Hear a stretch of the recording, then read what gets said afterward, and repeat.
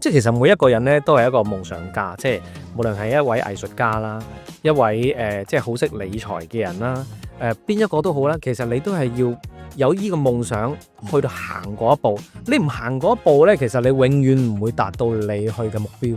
係冇錯，你真係要識得去執行呢件事情。係啦，當你自己唔識得點去處理嘅時候，你就要揾識得點處理嘅人啦，即係都要揾翻啲專業人士啦，嚟幫助你點樣去將呢件事情 run 好佢。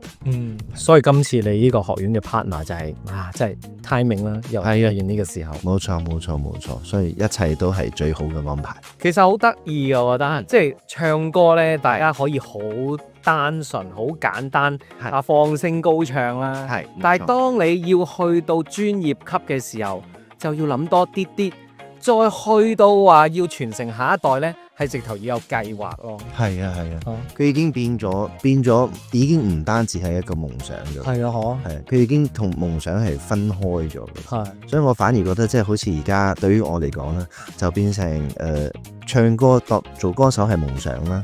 同埋想要做啲乜嘢嘢，但係當然其中一樣係好想要做嘅就係點樣去將自己識嘅嘢傳承落去。但係佢到最後佢會變成一門生意咯。所以就要變成喺呢兩樣嘢中間度揾翻個平衡。係難嘅，因為係佢即係你做到夢想，但係你揾唔到錢，佢又做你夢想又做唔到。但係你淨係揾錢嘅話，你嘅夢想冇去執行嘅話，其實人生又好似白活咗一仗咁。係啊，即係人真係好得意嘅。即係你如果唔係俾一步一步俾更加多挑戰自己咧，你覺得人生係枉過㗎。即係雖然你而家好似講到，我又要顧呢樣，又要顧嗰樣，但係唔顧咧，反而仲後悔。唔行呢一步，你覺得點解我哋唔再去多一個層次咧？再俾多啲任務自己咧？咁譬如話你而家要去到傳承下一代，當然因材施教啦。你學生一定有好多㗎啦。咁到時可能老師啊，或者係學生嘅資源，你又要諗下點樣分配喎？係啊，即係所以變成我哋會即係對於每一位老師咧，我哋都有一個 special 嘅 training 嘅。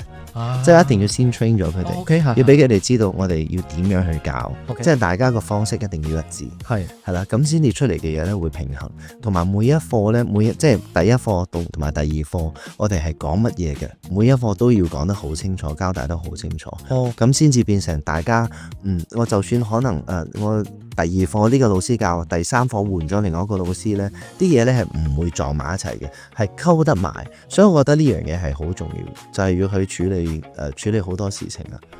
要計劃得好好喎。係啦，即係要點樣去分配，我覺得呢樣嘢係重要嘅，因為一旦分配唔好嘅話咧，佢就成個嘢會亂噶啦，係啦。